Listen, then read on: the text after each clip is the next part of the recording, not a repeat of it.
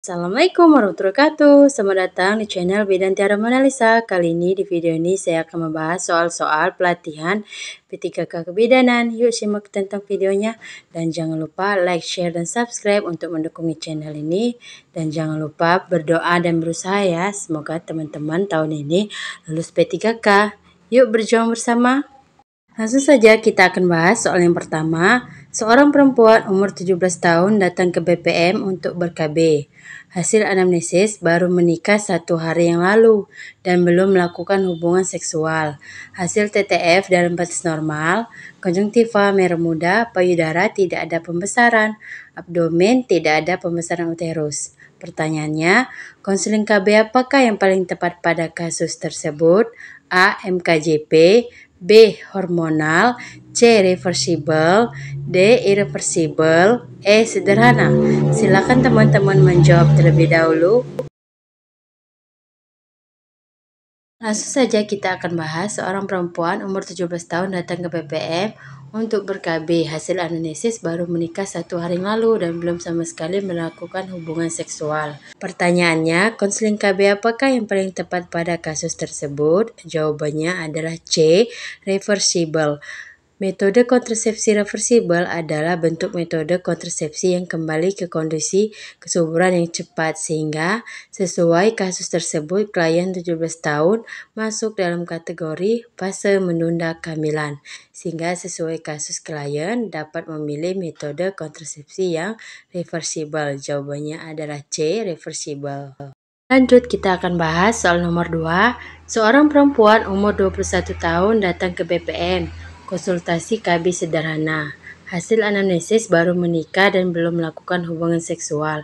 Hasil TTF dalam batas normal, konjungtiva merah muda, payudara tidak ada pembesaran, abdomen tidak ada pembesaran uterus. Pertanyaannya, alat kontrasepsi apakah yang paling tepat pada kasus tersebut?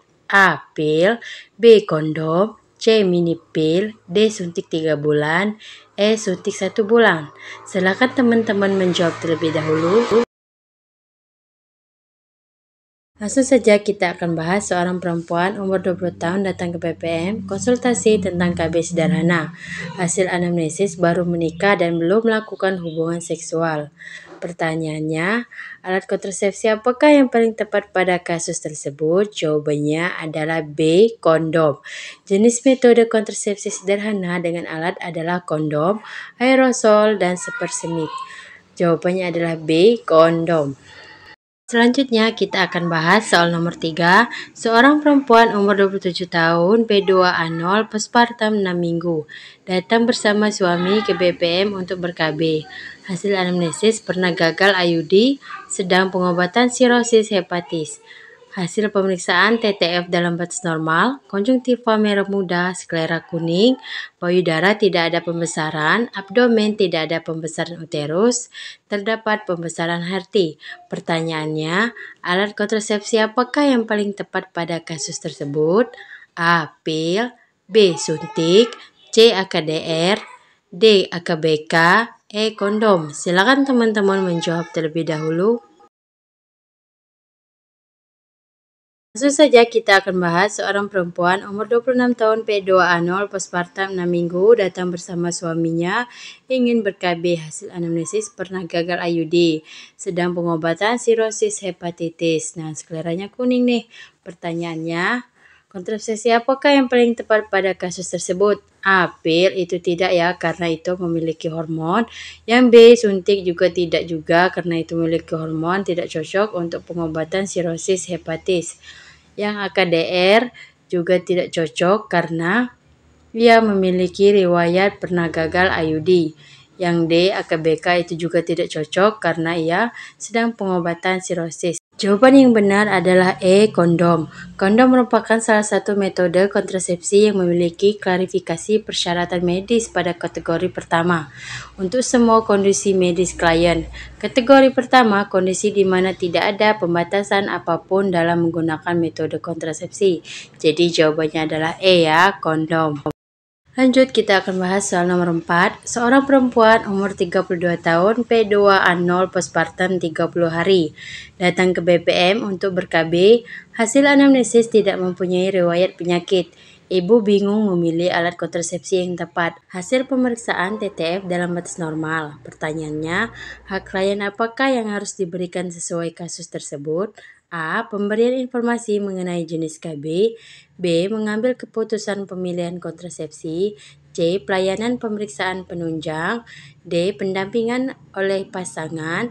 E. Efek samping KB. Silakan teman-teman menjawab terlebih dahulu. Langsung saja kita akan bahas seorang perempuan umur 32 tahun, P2A0, postpartum 30 hari, datang ke BPM untuk ber-KB.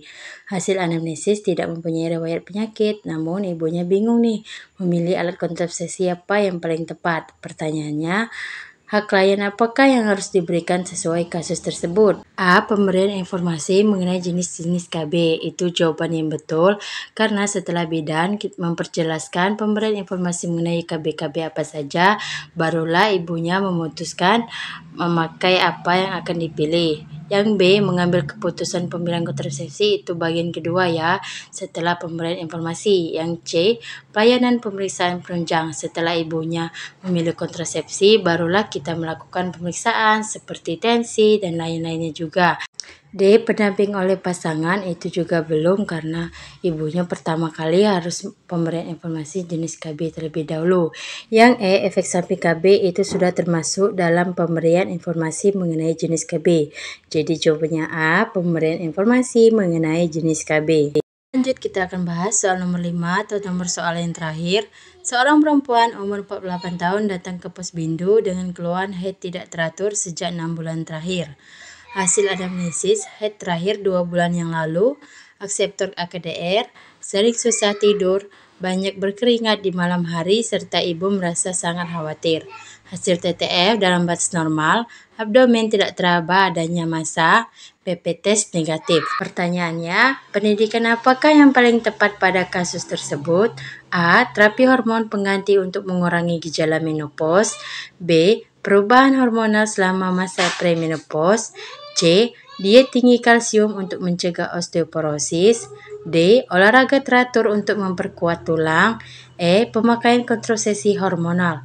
Silakan teman-teman menjawab terlebih dahulu. Keluhan yang dirasakan lazim terjadi pada ibu menjelang masa menopause atau selama masa perimenopause atau klimakterium. Penjelasan atau pendidikan kesehatan terhadap perubahan hormonal yang terjadi penting diberikan kepada ibu agar tidak merasa khawatir terhadap perubahan yang terjadi. Diet tinggi kalsium dan olahraga teratur juga perlu disarankan, sedangkan terapi hormon pengganti perlu konsultasi lebih lanjut. Pemakaian kontrasepsi hormonal tidak diperlukan karena ibu masih menjadi akseptor AKDR dan menjelang menopause. Pada kasus tersebut, pendidikan kesehatan yang paling tepat adalah tentang perubahan hormonal selama masa perimenopause. Jadi jawabannya B, perubahan hormonal selama masa menopause. Sekian dulu pertanyaannya, ada 5 soal. Terima kasih telah menonton video ini. Semoga teman-teman mendapatkan nilai terbaik. Jika ada kesalahan, silakan komen ya di komentar. Untuk mendukung channel ini, jangan lupa like, share, dan subscribe. Terima kasih.